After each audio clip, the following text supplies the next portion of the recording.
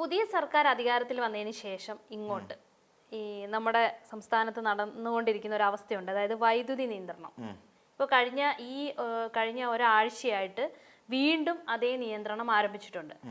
അപ്പം ഇപ്പം നമ്മുടെ വൈദ്യുതി മന്ത്രിയുണ്ട് സണ്ണി ജോസഫ് പറയുന്നതെന്ന് പറഞ്ഞു കഴിഞ്ഞാൽ ഈ വൈദ്യുതി നിയന്ത്രണം ഒഴിവാക്കാൻ കഴിയില്ല എന്ന് പറയുന്നുണ്ട്. ഇത് തുടർന്നുകൊണ്ടേയിരിക്കും. കറണ്ട് ഉൽപാദനവുമായിട്ട് ബന്ധപ്പെട്ടുള്ള വിഷയങ്ങളും വൈദ്യുതി ഇല്ലാത്ത അവസ്ഥയുമുണ്ട്. അതുകൊണ്ട് തന്നെ ഈ പ്രതിസന്ധി ഇങ്ങനെ തുടർന്നു പോകുമെന്ന് പറഞ്ഞു. അപ്പം അങ്ങനെയാണെങ്കിൽ നമ്മളപ്പോൾ ഇനിയുള്ള കാലം അരമണിക്കൂറോളം ഇരുട്ടിലിരിക്കണം. അതിൽ വേറൊരു കാര്യം, ഇപ്പം എനിക്ക് തോന്നുന്നത് നമ്മുടെ കേരളത്തിൽ മന്ത്രിമാരൊക്കെ അധികാരമേറ്റു അതിലേറ്റവും ഫെയിലുവർ എന്ന് വിളിക്കാൻ കഴിയുന്ന സിസ്റ്റം ഫെയിലുവർ എന്ന് അദ്ദേഹം തന്നെയാണ് പറഞ്ഞത്. സിസ്റ്റം ഫെയിലുവറിന് മാത്രമല്ല, ഒരു ഫെയിലുവർ ആയിപ്പോയ ഒരു മന്ത്രി ആരാണ് എന്ന് ചോദിച്ചാൽ നമ്മുടെ സ്കൂൾ കുട്ടികൾക്ക് അങ്ങനെ ഒരു ക്വിസ് കോമ്പറ്റീഷൻ ഒരു ചോദ്യം ഇട്ട് കഴിഞ്ഞാൽ ആദ്യം പറയാൻ പറ്റുന്ന പേര് നമ്മളുടെ ബഹുമാനപ്പെട്ട വൈദ്യുതി വകുപ്പ് മന്ത്രി സണ്ണി ജോസഫിന്റെ ആണെന്ന് നിസ്സംശയം എഴുതി വെക്കാം. കാരണം വേറൊന്നുമല്ല, അദ്ദേഹം മൊത്തത്തിൽ പരാജിതനായ ഒരു വ്യക്തിയാണ്. അദ്ദേഹം ജയിച്ചു, മന്ത്രിയായി, അതൊക്കെ ശരി തന്നെ. പക്ഷേ അദ്ദേഹത്തിന് ഏറ്റവും വലിയ പ്രാധാന്യത്തോടു കൂടി കേരളത്തിന്റെ പരമോന്നത നേതാവാക്കി മാറ്റിയായിരുന്നു കോൺഗ്രസ്. അത് KPCC അധ്യക്ഷൻ എന്ന് പറയുന്ന പദവി കൊടുത്തു. അവിടെ അദ്ദേഹത്തിന് ശോഭിക്കാൻ കഴിഞ്ഞില്ല എന്നുള്ളതാണ്. അദ്ദേഹം അവിടെ പലപ്പോഴും പലരുടെയും മൂളിയായി മാറി എന്നുള്ളതും ഈ പറയുന്ന സണ്ണി ജോസഫിന്റെ ഒരു വലിയ ദൗർബല്യമാണ്. പ്രതിരോധിക്കാൻ കഴിയാത്ത തരത്തിലുള്ള വെറുമൊരു നേതാവ് എന്നതിനപ്പുറത്തേക്ക് സണ്ണി ജോസഫിന് വളരാൻ കഴിഞ്ഞിട്ടില്ല. കോൺഗ്രസ് പോലെ ഒരു സംവിധാനത്തെ നിയന്ത്രിക്കാൻ കഴിയുന്ന വീറ്റോ പവറോ ശക്തിയോ പ്രായോഗിക പരിജ്ഞാനമോ ബുദ്ധിയോ പ്രായോഗിക ബുദ്ധിയോ ഒന്നും ഇല്ലാത്ത ഒരാളായി സണ്ണി ജോസഫ് എന്ന് പറയുന്ന ഒരാൾ സണ്ണി വക്കീൽ മാറുന്ന കാഴ്ച നമ്മുടെ കേരളം കഴിഞ്ഞ കാലം എമ്പാടും നമ്മൾ കണ്ടതാണ്. അതുകൊണ്ടായിരിക്കാം KSEBക്ക് ഏറ്റവും കൂടുതൽ പവറുള്ള ഒരു വകുപ്പ് കൊടുത്തത്. KSEBക്കാണ് അതിൻ്റെ ബോർഡിനാണ് അതിൻ്റെ പവർ വരുന്നത്. അത് വെറുതെ കൊണ്ട് നടന്ന് കൈക്കലാക്കി കൊണ്ട് നടക്കുക, അല്ലേ ഞാൻ അതിൻ്റെ മന്ത്രിയാണ് എന്ന് പറയുക എന്നതിനപ്പുറത്ത് സണ്ണി ജോസഫിന് വലിയ പ്രാധാന്യമൊന്നും ആ വകുപ്പിൻ്റെ കാര്യത്തിൽ ഇല്ല എന്നുള്ളത് വസ്തുതയാണ്. ഇനി എന്താണ് നമ്മുടെ സംസ്ഥാനത്ത് ഉണ്ടായിക്കൊണ്ടിരിക്കുന്നത്? നമ്മുടെ സംസ്ഥാനത്ത് വൈദ്യുതി ഉപഭോഗം കൂടി, അത് യാഥാർത്ഥ്യമാണ്. അതിൽ നമുക്ക് മറച്ചു പിടിക്കാൻ കഴിയില്ല. വൈദ്യുതി ഉപഭോഗം കൂടാനുള്ള പ്രധാനപ്പെട്ട കാരണം ഇപ്പം നമ്മൾ ആലോചിച്ച് നോക്കിക്കോളൂ, നമ്മുടെ മഴയുടെ ലഭ്യത കുറഞ്ഞു. എന്നാൽ ഇത് മഴയുടെ ലഭ്യത കുറഞ്ഞു എന്ന് പറയുമ്പോൾ നമ്മുടെ കേരളത്തിൽ ഇതൊരു പുതിയ കാര്യമല്ല. നമ്മുടെ കേരളത്തിൽ നിന്ന് മാത്രമല്ല, ആഗോള താപനം അല്ലെങ്കിൽ ആഗോള കാലാവസ്ഥാ വ്യതിയാനം എന്ന് പറയുന്ന ഒരു സംഭവം ഉണ്ടായപ്പോൾ അതിൻ്റെ അനുരണനങ്ങൾ നമ്മുടെ കേരളത്തിലേക്ക് ബാധിച്ചു എന്നുള്ളത് വസ്തുതാപരമാണ്. അത് മറക്കാൻ കഴിയുന്നില്ല. ചൂട് കൂടി, പഴയതിനപ്പുറത്തേക്ക് ചൂട് കൂടി. പാലക്കാട് അടക്കമുള്ള ജില്ലകളിൽ ചൂടിൻ്റെ കാഠിന്യം കൊണ്ട് അനുഭവിക്കുന്ന എത്രത്തോളം ആണ് നമുക്കറിയാം. നമ്മളുടെ വീടിനുള്ളിൽ നമുക്ക് എയർ കണ്ടീഷണർ ഇല്ലാതെ കിടന്നുറങ്ങാൻ കഴിയാത്തൊരവസ്ഥയിലേക്ക് നമ്മൾ പോയി. എയർ കണ്ടീഷണർ കൂളറുകളോ ഇല്ലാതെ അത് ഏറ്റവും കൂടുതൽ നമ്മൾ രാത്രി കാലങ്ങളിൽ ഉപയോഗിക്കുന്ന ഒരു അവസ്ഥയിലേക്ക് പോയി. അപ്പോൾ അങ്ങനെ വന്നപ്പോൾ രാത്രി 7 മണി മുതൽ 11 മണി വരെയുള്ള ടൈമിലാണ് നമ്മൾ ഏറ്റവും കൂടുതൽ വൈദ്യുതി ഉപയോഗിക്കുന്നത്.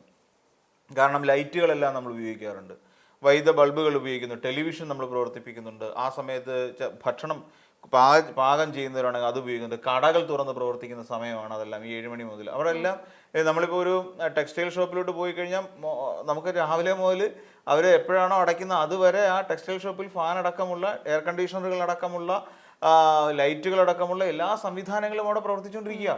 ഷോപ്പുകൾ, ചെറുകിട ഷോപ്പുകൾ, പിന്നെ തട്ടുകടകൾ അടക്കം വീടുകൾ, ഇവിടെ എല്ലാം വൈദ്യുതി ഉപഭോഗം കാര്യമായി നടന്നുകൊണ്ടിരിക്കുന്ന സമയമാണ് ഈ 7 മണി മുതലുള്ള സമയം. 7 അല്ല, എനിക്കൊന്ന് ഇപ്പോഴത്തെ ക്ലൈമറ്റിൻ്റെ ഇപ്പം നമുക്കറിയില്ലേ ഈ മാസങ്ങളിലൊക്കെ പകലിന് ദൈർഘ്യം കൂടുതലാണ്. അപ്പം അതുകൊണ്ട് ഒരു 7 മണി മുതൽ കാൽക്കുലേറ്റ് ചെയ്താലും മതി.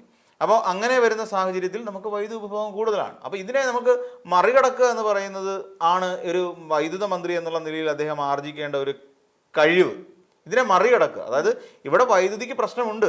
കേന്ദ്രപൂളിൽ നിന്ന് വൈദ്യുതി ലഭിക്കേണ്ടതുണ്ട്. കേന്ദ്രപൂളിൽ നിന്ന് ഇത്തവണ 1700 മില്യൺ മെഗാവാട്ടാണ് നമുക്ക് കിട്ടേണ്ടത്.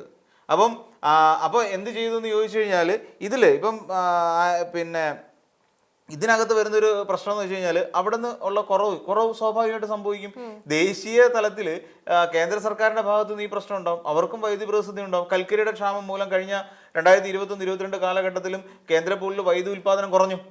അപ്പം ആ വൈദ്യുതി ഉൽപ്പാദനം കേന്ദ്രപൂളിൽ നമുക്ക് ലഭിക്കേണ്ട വൈദ്യുതിയുടെ അളവിനെ കുറയ്ക്കും എന്നുള്ളതാണ്. നമുക്ക് വേണ്ട 1700ഓളം വരുന്ന വൈദ്യുത അല്ലെങ്കിൽ മെഗാവാട്ടാണ് നമുക്ക് ലഭിക്കേണ്ട കേന്ദ്രപൂളിൽ നമുക്ക് അനുവദിക്കേണ്ടത്.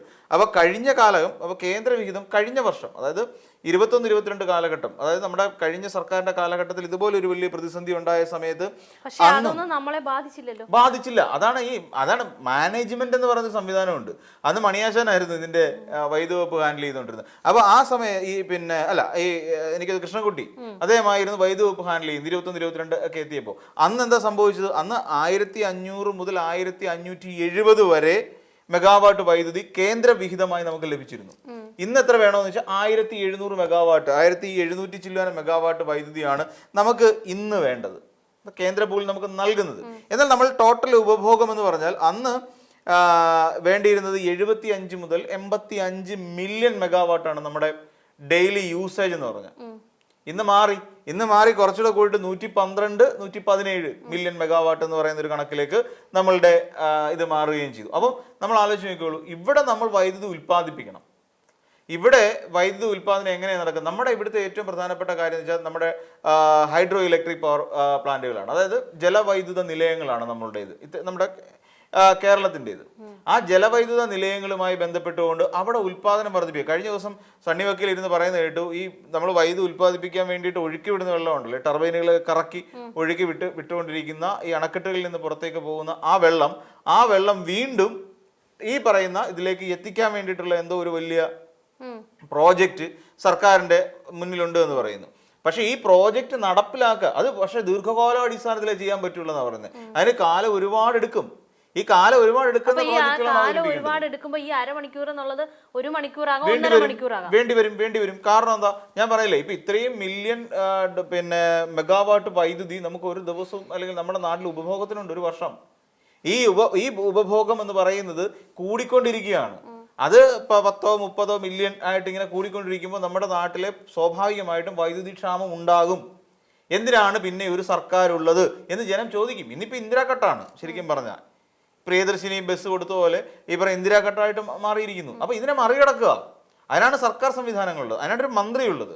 അപ്പൊ അത് ചെയ്തെടുക്കുന്നതിന് പകരം ഇനി വൈദ്യുതി പ്രതിസന്ധി ഒരിക്കലും പരിഹരിക്കാൻ കഴിയുന്ന ഒന്നല്ല, കേന്ദ്ര പൂളിൽ നിന്ന് വൈദ്യുതി കിട്ടുന്നില്ല, അപ്പം കേന്ദ്ര പൂളിൽ നിന്ന് വൈദ്യുതി കിട്ടാത്തത് കൊണ്ട് തന്നെ ഇതിനെ നമുക്ക് പരിഹരിക്കാൻ കഴിയില്ല എന്ന് പറയുന്ന ഒരു സാധനമുണ്ട്. ഇനി നമുക്ക് ഇവിടെ പീക്ക് ടൈം ഉണ്ടല്ലോ, അതായത് പീക്ക് ടൈമർ 7 മുതൽ 11 വരെയുള്ള സമയത്ത് ഇവിടെ നമ്മൾ ഉപയോഗിക്കുന്ന വൈദ്യുതിയുടെ അളവെന്ന് പറഞ്ഞാൽ ഏകദേശം 4300 മുതൽ 4600 മില്യൺ മെഗാവാട്ട് വരെയാണ് ഇന്ന് അന്ന് 2021-22 ഉപയോഗിച്ചെങ്കിൽ 4 വർഷം കഴിഞ്ഞപ്പോൾ അതിന്റെ ഉപയോഗം ഏതാണ്ട് 6033 മില്യൺ മെഗാവാട്ടായിട്ട് ഉയരുകയും ചെയ്തു. അപ്പൊ ഇത് ഒരു മന്ത്രിയാകുമ്പോൾ ഇത് പഠിക്കുകയാണ് വേണ്ടത്, ഇതിനെ മാനേജ് ചെയ്യുക എന്നുള്ളതാണ്. ഇനിയിപ്പോൾ കേരളം എന്ത് ചെയ്തു ആയിരിക്കും അടുത്ത നമ്മുടെ ഒരു സംശയം. അപ്പം കേന്ദ്രത്തിൽ നിന്നുള്ള കേന്ദ്ര പൂളിന്റെ കുറവ് അന്നും ഉണ്ടായിട്ടുണ്ട്. കേന്ദ്ര പൂളിന്റെ ഈ പറയുന്ന പോലെ അന്നേരം സർക്കാർ എന്ത് ചെയ്തു എന്ന് ചോദിച്ചു കഴിഞ്ഞാൽ, അന്നത്തെ സർക്കാർ, അതായത് അന്നും ഈ പറയുന്ന പോലെ നമുക്കറിയാവുന്ന പോലെ ഈ കഴിഞ്ഞ കാലങ്ങളിലെല്ലാം ഇപ്പം നമുക്കറിയാം, കഴിഞ്ഞ സർക്കാർ ഇറങ്ങുന്നതിന് മുൻപ് ചെറിയ തോതിൽ അങ്ങിങ്ങായിട്ട് ആൾക്കാർക്ക് ബുദ്ധിമുട്ടുണ്ടാകാത്ത രീതിയിൽ ചിലയിടങ്ങളിലൊക്കെ പവർ കട്ട് ഏർപ്പെടുത്തി. ഇന്ന് ഈ പീക്ക് ടൈമിലാണ് പോകുന്നത്. 7 മുതൽ 11 വരെയുള്ള സമയത്ത് അരമണിക്കൂർ വരെ ഇവിടെ ലോഡ് ഷെഡിങ് ആയി. ലോഡ് ഷെഡിങ് എന്ന് തന്നെ പറയേണ്ടി വരും. അപ്പോൾ അദ്ദേഹം അതിന് പവർ ഫെയിലിയർ എന്നൊക്കെ വിളിക്കും, അത് വേറൊരു കാര്യം. പക്ഷേ ഇത് ലോഡ് ഷെഡിങ് ഏർപ്പെടുത്തി. കാര്യം ഗ്രിഡുകളിലേക്ക് ഉള്ള ആ ഒരു കപ്പാസിറ്റിയുടെ അളവനുസരിച്ച് മാത്രമേ ഇത് കൊടുത്തുവിടാൻ കഴിയുള്ളൂ. അപ്പോൾ അങ്ങനത്തെ ഒരു സാഹചര്യം ഉണ്ടായി. അപ്പോൾ ഈ 22 എന്ത് ചെയ്യുന്നത്, ഇവിടുത്തെ ആഭ്യന്തര ഉൽപ്പാദനം വർദ്ധിപ്പിക്കുക എന്നുള്ളതാണ്. അതായത് ആഭ്യന്തര ഉൽപ്പാദനം, നമ്മുടെ ഈ ഹൈഡ്രോ ഇലക്ട്രിക് പവർ പ്രോജക്റ്റുകളിൽ കൂടുതൽ വൈദ്യുതി നമ്മുടെ സംസ്ഥാനത്ത് തന്നെ ഉൽപ്പാദിപ്പിക്കുക എന്നുള്ളതായിരുന്നു അന്ന്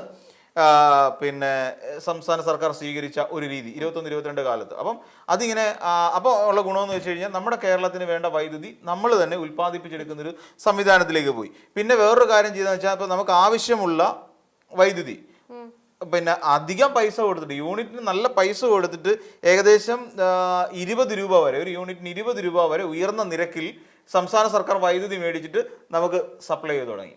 ഇത് അന്നുണ്ടായ ഒരു സംവിധാനമാണ്. അപ്പോൾ അന്ന് ഈ പറയുന്ന പോലെ കരാറുകൾ ഉണ്ടാക്കി ഇതൊക്കെ ഇങ്ങനെയാണ് ചെയ്യുന്നത്. പക്ഷെ അന്ന് ഈ വൈദ്യുതിയുടെ വിടവ് നികത്താൻ വേണ്ടി അത് സർക്കാർ ചെയ്തപ്പോൾ അന്നത്തെ പ്രതിപക്ഷ നേതാവായിരുന്ന വി ഡി സതീശൻ വലിയ വിവാദം ഉണ്ടാക്കി. ഇതിനകത്ത് വലിയ എന്തോ കറപ്ഷൻ നടന്നിട്ടുണ്ട്, അഴിമതി നടന്നിട്ടുണ്ട്, കരാർവൽക്കരണത്തിൽ എന്നൊക്കെ പറഞ്ഞുകൊണ്ട് പറയുന്നു. ഇപ്പോഴും സണ്ണി വക്കീൽ പറയുന്ന ഒരു പ്രധാനപ്പെട്ട കാരണമാണ്, കഴിഞ്ഞ സർക്കാർ ഉണ്ടാക്കി വെച്ചിരിക്കുന്ന ചില കരാർ വ്യവസ്ഥകൾ കാരണമാണ് നമുക്ക് ഇങ്ങനെ ഒരു ബുദ്ധിമുട്ടിലേക്ക് പോകേണ്ടി വന്നത് എന്ന് പറയുന്ന ഒരു സംവിധാനമുണ്ട്. പിന്നെ എന്ത് ചെയ്യുന്ന വെച്ചാൽ, ഈ പറയുന്ന പീക്ക് അവർ ക്രമീകരണം എന്ന് പറയുന്നൊരു സംഭവം ഉണ്ടായി. അത് ഈ സമയത്ത് ഒരു കുറച്ച് സമയം ഒരു വൈദ്യുതി നിയന്ത്രണം, അത് 7 മുതൽ ഈ പറയുന്ന 11 മണി വരെയുള്ള ഈ പീക്ക് അവറിനകത്ത് ചെറിയ ചെറിയ വൈദ്യുത നിയന്ത്രണങ്ങൾ കൊണ്ടുവന്നു. ഇന്ന് അങ്ങനെയല്ല.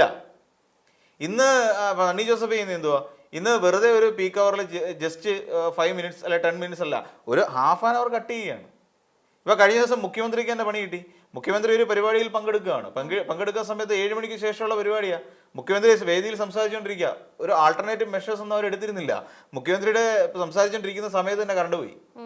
മുഖ്യമന്ത്രി പറയുന്നത് ഓടിക്കൊണ്ടിരിക്കുന്ന ബസ്സിൽ കിടന്ന് ഓടിയിട്ട് കാര്യമില്ല, ആ സ്റ്റോപ്പ് എത്തുമ്പോൾ ഇറങ്ങാൻ പറ്റും എന്ന് പറയുന്ന ഒരു അവസ്ഥ. എന്ന് വെച്ചാൽ ഇതൊന്നും നടപ്പുള്ള കാര്യം, ഈ അവസ്ഥയിൽ തന്നെ പോകണം, നമ്മൾ ധൃതി പിടിച്ചിട്ട് കാര്യമില്ലല്ലോ എന്നുള്ള നിലയിലാണ് പറഞ്ഞത്. അപ്പൊ അത് മുഖ്യമന്ത്രിക്ക് അങ്ങനെ ഒരു പണി കിട്ടി എന്നുള്ളതാണ്. പിന്നെ അന്ന് കൂടുതൽ ബോധവൽക്കരണത്തിലേക്ക് പോയി. അതായത് നിങ്ങൾ ഈ സമയങ്ങളിൽ കുറച്ചു നേരം വൈദ്യുതി ഓഫ് ചെയ്തിടുക. നമുക്കറിയാം 6 മുതൽ 11 മണി വരെയുള്ള ഒരു സമയത്ത് നമ്മളുടെ വീട്ടിൽ പരമാവധി വൈദ്യുത ഉപഭോഗം കുറയ്ക്കുക എന്ന് പറയുന്ന ഒരു നിർദ്ദേശം നമ്മളുടെ പൊതുജനങ്ങൾക്ക് മുൻപാകെ സംസ്ഥാന സർക്കാർ വെക്കുന്ന ഒരു സാഹചര്യം ഉണ്ടായി. കാര്യം നിങ്ങൾ ഫ്രിഡ്ജ് ഓഫ് ചെയ്തിട്ട് അയൺ ബോക്സ് പ്രവർത്തിപ്പിക്കരുത്, അങ്ങനെ അതോടൊപ്പം തന്നെ ഈ ഇൻഡക്ഷൻ കുക്കറുകൾ ആ സമയത്ത്, അതായത് കൂടുതൽ ലോഡ് വലിക്കുന്ന ഉപകരണങ്ങളൊന്നും ആ സമയത്ത് ഈ പറയുന്ന 7 മുതൽ 11 വരെയുള്ള ആ പീക്ക് അവറുകളിൽ നിങ്ങൾ ഉപയോഗിക്കരുത് എന്ന് പറയുന്ന ഒരു സംവിധാനത്തിലേക്ക് മാർഗനിർദ്ദേശങ്ങളടക്കം പുറപ്പെടുവിച്ചുകൊണ്ടാണ് ഈ പ്രശ്നത്തെ പരിഹരിക്കാൻ ശ്രമിച്ചത്. നമ്മുടെ ഇപ്പോഴത്തെ സർക്കാർ അങ്ങനെ ഒന്നും ചെയ്യുന്നില്ല. സർക്കാർ ഇപ്പോഴും നമുക്കറിയാവുന്ന പോലെ ഈ മന്ത്രി ഇപ്പോഴും ചെയ്യുന്നുണ്ട്. കഴിഞ്ഞു പോയ സർക്കാരിന്റെ കുറ്റം പറയുക. കഴിഞ്ഞു പോയ സർക്കാർ കാരണം പിന്നെ ഇരുട്ടിലായ കുറേയധികം ഇൻവെർട്ടർ കമ്പനിക്കാർ അവർക്ക് പണി കിട്ടി. അവർക്ക് ഇൻവെർട്ടർ കമ്പനിക്കാർക്ക് ഇൻവെർട്ടർ ഉണ്ടാക്കി വെച്ചിട്ട് കാര്യമില്ല.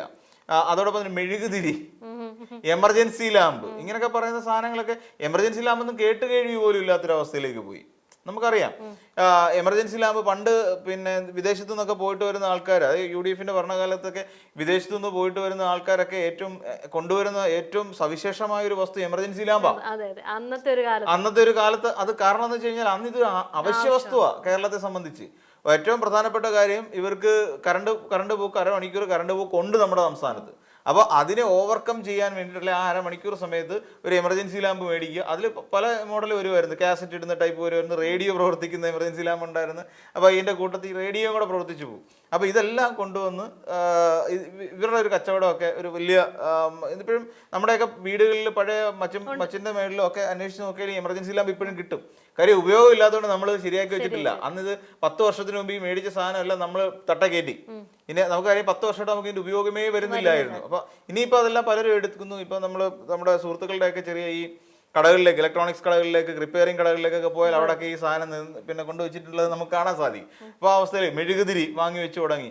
മെഴുകുതിരി നേരത്തെ ഈ ക്രിസ്തീയ വിശ്വാസികളായ ആൾക്കാരുടെ വീട്ടിൽ വൈകുന്നേരം പ്രാർത്ഥനയ്ക്ക് വേണ്ടി മാത്രം ഉപയോഗിച്ചുകൊണ്ടിരുന്നതാണെങ്കിൽ ഇന്നിപ്പോൾ എല്ലാവരും മെഴുകുതിരി മേടിക്കുന്ന ഒരു സംവിധാനത്തിലേക്ക് പോയി. ഇപ്പൊ ജനറേറ്ററുകൾ വന്നു തുടങ്ങി. ഇൻവെർട്ടർ കമ്പനിക്കാർ അവരുടെ പരസ്യം പിന്നെ ചാനലുകളിലൂടെയും അല്ലാതെയും ഒക്കെ പുറത്തേക്ക് വിട്ടു തുടങ്ങി. കാര്യം ഇനി ഒരു യുഗം അങ്ങനെയാണ് എന്ന് അവർക്ക് പോലും മനസ്സിലായി. ഇനി ഇത് തന്നെയാണ് ഇടതുപക്ഷം എന്ന് പറഞ്ഞുകൊണ്ടിരുന്നത്. നിങ്ങൾ പോകാൻ പോകുന്ന ഇരുണ്ട യുഗത്തിലേക്കാണ് എന്ന് പറയുകയുണ്ടായി. ഇപ്പം നമുക്കറിയാം, ഇപ്പം പിന്നെ KSRTCയിൽ കൂട്ടപ്പിരിച്ചുവിടലിലേക്ക് പോവാണ്. കുറച്ച് താൽക്കാലിക ജീവനക്കാരെ പിരിച്ചുവിടുന്ന ഒരു അവസ്ഥയിലേക്ക് പോയി. അവർക്ക് ശമ്പളം മുടങ്ങുന്ന ഒരു അവസ്ഥയിലേക്ക് വന്നു. ഈ പറയുന്ന പോലെ നമ്മൾ നോക്കിക്കഴിഞ്ഞാൽ വനിതകൾക്ക് വേണ്ടിയിട്ട് വീട്ടമ്മമാർക്ക് ഏർപ്പെടുത്തിയ വനിതാ എന്താ പറയുക ഒരു സൗജന്യ യാത്രയല്ല, ഈ അവർക്ക് വേണ്ടിയിട്ട് വനിതകൾക്ക് വീട്ടമ്മമാർക്ക് വേണ്ടിയിട്ട് സാമൂഹ്യ സുരക്ഷാ പെൻഷൻ, സ്ത്രീ സുരക്ഷാ പെൻഷൻ അല്ല, സ്ത്രീ സുരക്ഷാ ഫണ്ട് വേണ്ടിയിട്ട് അത് നിർത്തലാക്കി. പ്രവാസി പെൻഷൻ അവർക്ക് കിട്ടുന്നില്ല. അപ്പൊ ഇങ്ങനെയൊക്കെ പറയുന്ന നമ്മൾ വീണ്ടും ചിന്തിച്ചു പോവുകയാണ്. നമ്മൾ വീണ്ടും ആ പറയുന്ന ഒരു 10 വർഷത്തിന് അപ്പുറത്തേക്കുള്ള വേറൊരു കാലഘട്ടത്തിലേക്ക് നമ്മൾ പോവുകയാണോ എന്ന്. സതീശൻ പറയുന്നത് ഞങ്ങൾക്കൊരു 25 വർഷത്തിന് പിന്നിലേക്ക് കഴിഞ്ഞ സർക്കാർ വലിച്ചുകൊണ്ട് പോയി എന്നാണ് പറയുന്നത്. പക്ഷേ ഇവിടുത്തെ മന്ത്രിമാർ പറഞ്ഞുകൊണ്ടിരിക്കുന്നില്ല, ഇത് കേരളമാണ്, മഴ പെയ്ത കുയി വരും എന്നാണ് ഇവിടുത്തെ പൊതുമരാമത്ത് വകുപ്പ് മന്ത്രി തന്നെ പറയുന്നത്. അപ്പം ഇനി അങ്ങനത്തെ ഒരു യുഗത്തിലേക്ക് നമ്മൾ നീങ്ങി പോകുമോ എന്നുള്ളൊരു ആശങ്ക നിലവിലുണ്ട്. അപ്പോൾ ആ സമയത്താണ് നിരുത്തരവാദപരമായ ഒരു പ്രസ്താവനയുമായി താൻ ഇരിക്കുന്ന സ്ഥാനത്തിന്റെ മഹത്വമോ സ്ഥാനമോ മനസ്സിലാക്കാതെ ഒരു മന്ത്രിയുടെ ഈ പ്രസ്താവന വന്നിരിക്കും. വൈദ്യുത പ്രതിസന്ധി ഇനി എത്ര കാലം ഉണ്ടാകും എന്ന് പറയാൻ കഴിയില്ല. എന്നാൽ ഇത് പരിഹരിക്കാൻ വേണ്ട നടപടിക്രമങ്ങളിലേക്ക് സർക്കാർ പോകുന്നില്ല എന്നുള്ളതാണ് ഇതിനകത്തിലെ ഏറ്റവും സ്തോഭജനകമായ ഒരു കാര്യം എന്ന് പറയേണ്ടി വരും.